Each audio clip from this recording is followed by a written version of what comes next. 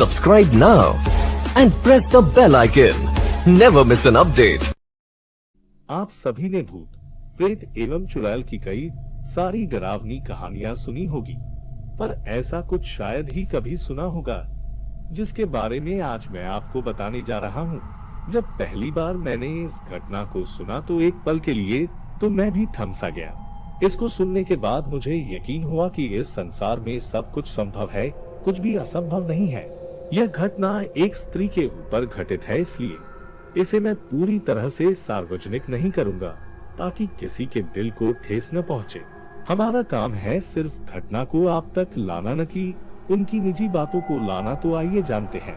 पायल नाम की एक लड़की जिसकी उम्र 21 वर्ष थी और वो बिल्कुल स्वस्थ थी, पर एक दिन अचानक उसके सर में तेज दर्द होने लगा। शुरुआत के दिनों में जब उसने कुछ दवा ली तो वो दर्द चला गया, लेकिन 1 हफ्ते बाद फिर उसे दर्द होने लगा। दर्द जब ज्यादा असहनीय हो गया तो उसके परिवार वालों ने उसे डॉक्टर से दिखवाया।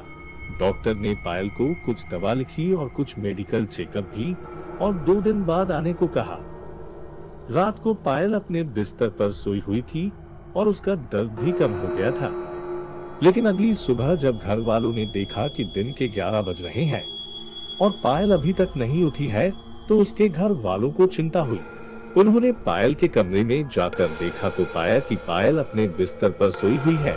उसकी मां ने उसे जगाया, लेकिन वो उठ नहीं रही थी। काफी देर तक जगाने के बाद भी पायल नहीं उठी, पर उसकी सांसें चल रही थी।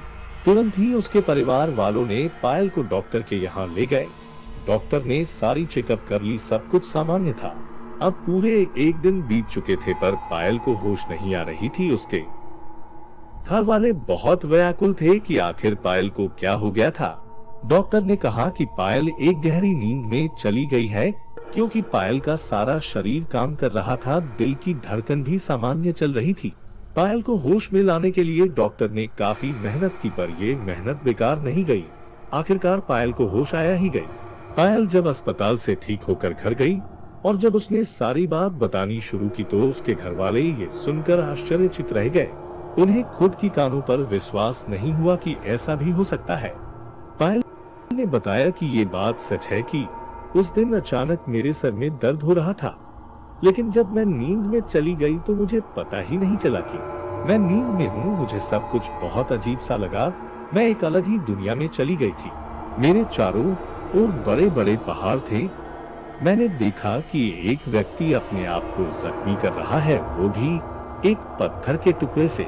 एक व्यक्ति अपना हाथ आग में डालकर जला रहा है और वो चिल्ला भी रहा है, पर हाथ को नहीं हटा रहा है। ऐसा लग रहा था मानो उसका हाथ किसी ने जोर से पकड़ रखा है, जिसके कारण वो खुद को छुड़ा नहीं पा रहा था। मुझे ऐसा महसूस हुआ कि मानो मेरे चारों ओर मौत ही मौत है।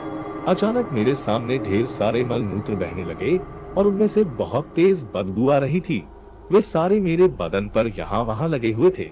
ये सब देखकर मुझे उल्टियाँ आ रही थी। वहाँ इतनी गंदगी थी कि मैं शब्दों में बयां नहीं कर सकती। थोड़ी देर बाद मुझे समझ आ गई कि मैं किसी नरक में हूँ, पर यह सब कुछ इतना असली था कि मैं अपने आप को नरक में ही पाया हुआ समझ रही थी। पर धीरे धीरे मुझे ये समझ आ चुका कि मैं एक सपने में हूँ, और मैंने काफी कोशिश की उस सपने से बाहर निकलने की, लेकिन मैं हर दफा असफल हो रही थी। मैं काफी घबरा गई थी कि आखिर ऐसा कैसे हो सकता है और मेरे साथ ये हो क्या रहा है। अचानक मुझे एक युक्ति सूझी कि मैं इस सपने में सोकर ही आई थी और अब सोकर ही इससे बाहर जा सकती हूँ। और मैंने ऐसा ही किया और उस डरावने सपने से बाहर निकल आई। ये सब सुनकर उसके परिवार वालों के होश उड़ गए। सपनों की दुनिया भी एक अलग ही दुनिया है, जिसमें हर कुछ मौजूद है, स्वर्ग से लेकर नरक तक। और ऐसे बहुत सारे लोग हैं जिनकी मृत्यु सपने के कारण हो चुकी है।